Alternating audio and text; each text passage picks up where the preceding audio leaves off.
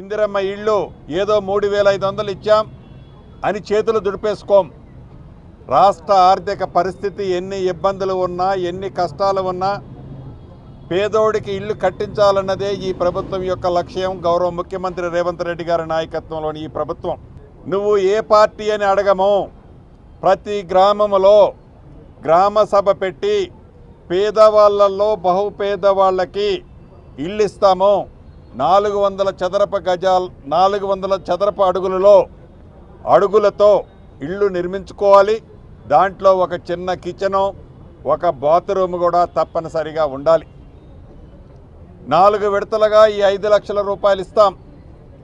మొదటి విడతగా foundation complete కావడంతోనే 1,00,000 రూపాయలు ఇస్తాం.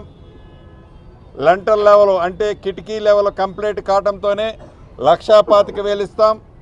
స్లాబ్ అవటంతోనే 1,75,000 ఇస్తాం.